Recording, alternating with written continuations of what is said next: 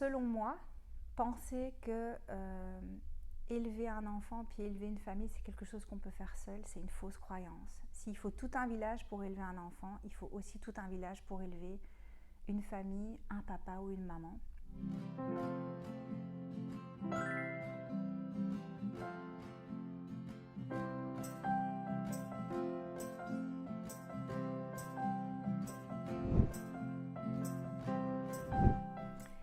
Donc, je m'appelle Maïté, je suis maman de 3 enfants qui ont 6, 4,5 et 2,5. J'ai travaillé près de 15 ans en tant qu'institutrice primaire et aujourd'hui je travaille en tant que doula à large spectre et coach.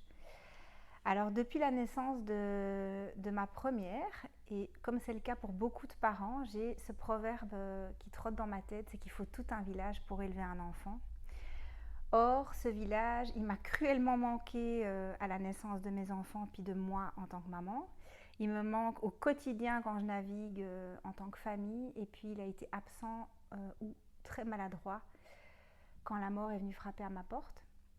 Et donc, depuis, moi, j'ai vraiment à cœur d'apporter ma pierre, puis d'être une petite partie de communauté en soutenant les femmes, les couples et les familles à travers les passages de la vie. Donc je suis une doula formée dans un large spectre, donc c'est que je vais, comparativement à d'autres doulas qui sont vraiment spécialisées périnatales, je vais accompagner le périnatal, donc préconception, grossesse, naissance, postnatal, mais je vais aussi accompagner les jeunes filles et les femmes à travers leur cycle, donc les ménarches, les menstruations, la ménopause.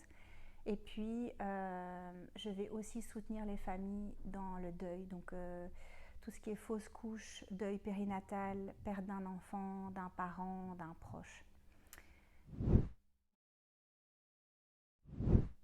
Donc, mon rôle en tant que doula, c'est d'être au service des femmes, des couples et des familles. Alors, qu'est-ce que ça veut dire être au service? Eh bien, quand quelqu'un va venir me voir, il y a vraiment tout cet espace d'écoute. Je vais écouter l'histoire de la personne, ses besoins, ses valeurs et sa situation. Puis en fonction de ça, j'ai vraiment à cœur de nourrir son intuition, de l'informer si c'est nécessaire, de l'outiller en cas de besoin et puis de la référer. Ça, c'est un de mes rôles. Le deuxième rôle, être au service d'eux, ça veut aussi dire que je vais être ses petites mains dans ta cuisine. Donc je suis celle qui va aller te préparer un plat régénérant et réconfortant dans ton postnatal ou si tu as perdu quelqu'un. Je suis celle qui va prendre soin de tes enfants si tu as besoin d'un temps pour toi dans ton postnatal immédiat par exemple. Je vais être celle qui peut t'aider dans des tâches administratives. Je peux être celle qui prépare la tisane puis qui va juste écouter ce que tu as à dire. Donc ça, c'est vraiment être au service d'eux. La deuxième chose, c'est que j'ai vraiment à cœur de célébrer les familles et les passages de la vie. Donc, dans la grossesse, ça peut se concrétiser par l'organisation d'un Mama Blessing ou d'un Blessing Way. Ça peut être le fait de porter un espace autour d'une thématique, comme un cercle sur les cycles ou une rencontre autour du postnatal ou un accompagnement autour de la grossesse. Mais ça peut aussi être, par exemple dans le deuil, le fait d'organiser des cérémonies à certaines dates clés durant, par exemple, la première année de deuil de la personne.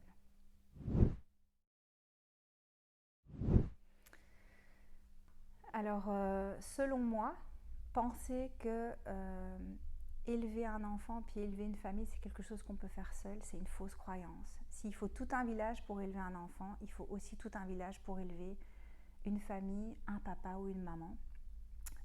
Et quand je parle de famille, je ne parle pas d'une tribu invasive qui rentre chez nous puis qui nous impose leurs conseils, leurs avis non demandés.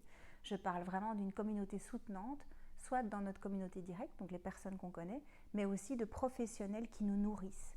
Donc des personnes qui nous informent de manière juste pour nous permettre à nous, parents, de faire des choix éclairés. Donc le conseil que j'ai vraiment envie de donner aux parents, c'est de continuer leur recherche dans les professionnels, puis le professionnel qui leur correspond, qu'il n'y a pas une seule personne en fonction d'un problème. Moi, je vois beaucoup de parents qui font leurs recherches, par exemple, sur les réseaux en disant ben voilà, j'ai tel problème avec mon enfant, qu'est-ce que vous me conseillez? Puis tout le monde y va de son avis. Et en fait, une situation, elle est en général unique, puis elle dépend de plein de facteurs. Et le fait d'aller chercher une réponse sur les réseaux, ben, ça crée de la confusion. Alors c'est intéressant parce que ça va nous donner parfois une palette de professionnels auxquels on n'a pas pensé, mais ce qui marche pour l'un ne marche pas pour tout le monde. Donc moi je pense que quand on ressent un besoin en tant que parent, ben, on a raison d'aller investiguer et on a le droit d'aller choisir la bonne personne pour nous, pour nourrir notre intuition et notre capacité de parent. Donc souvent, on confond, ou en tout cas on ne voit pas la différence entre une doula et une sage-femme. Alors ce sont deux métiers qui sont complémentaires mais qui ne sont pas du tout similaires. Donc à la différence de la sage-femme, la doula, elle n'a pas de responsabilité médicale. La sage-femme, elle a vraiment un rôle multiple, mais elle n'a pas souvent le temps de soutenir le côté émotionnel et relationnel de la personne, alors que ça, c'est vraiment la base du métier de la doula.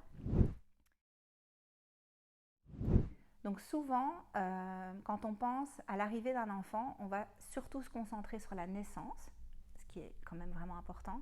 Maintenant, tout ce qui suit la naissance l'est tout autant, voire plus. C'est que la naissance, c'est un jour, puis le postnatal et la parentalité, c'est tout le restant de notre vie.